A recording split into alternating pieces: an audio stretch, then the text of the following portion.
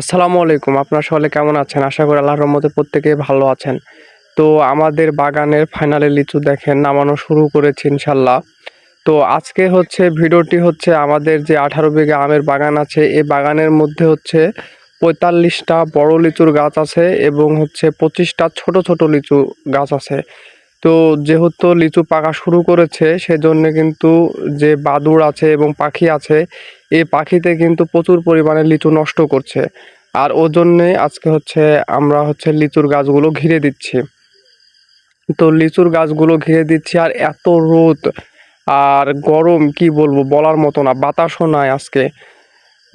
বিগত 4-5 দিন ঝিরিঝিরি বৃষ্টি হচ্ছিল আর নিম্নচাপের মতো আবহাওয়া ছিল, হিমেল বাতাস ছিল, শীত লাগছিল রাতের বেলাতে। হঠাৎ করে একদিনের মধ্যে আবার তাপমাত্রা চেঞ্জ হয়ে গেছে আর এত গরম পড়েছে। তো যাই হোক, আজকে লিচুর বাগান ঘিরছি নেট দিয়ে। তো এই নেট দিয়ে বোম্বাই লিচুর যেগুলো গাছ আছে, তো আপনারা জানেন যে সর্বপ্রথম দেশি লিচু পাকা শুরু করে। তো বোম্বাই লিচুগুলো পাকতে দেরি হবে, কিন্তু দেশি লিচুগুলো কিন্তু পাকতে শুরু করেছে আমাদের এই গাছগুলোতে। তো দেখেন লিচু থোকায় থোকায় ধরে আছে বোম্বাই লিচুগুলো, এবং দেশি লিচু নামানো শুরু করেছি। সামনে গত শুক্রবারে কিছু নামানো ছিল এবং সামনে সপ্তাহে মানে আজকে মোটামুটি শনিবার, সামনের বৃহস্পতিবার বা সামনের রবিবার থেকে একদম ফুল তাকে দেশি লিচুগুলো নামানো শুরু হবে।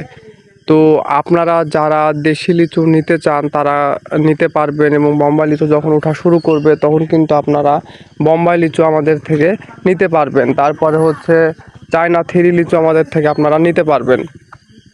তো নেট দিয়ে আজকে মোটামুটি অর্ধেক বাগান ঘেরা সম্ভব হয়েছে, মানে অর্ধেক গাছ ঘেরা শেষ হয়েছে। 10 কেজি নেট নিয়ে আসছিলাম, তো ভাবতে পারিনি যে শেষ হয়ে যাবে। ভেবেছিলাম যে সব গাছেই হয়ে যাবে, কিন্তু হয়নি।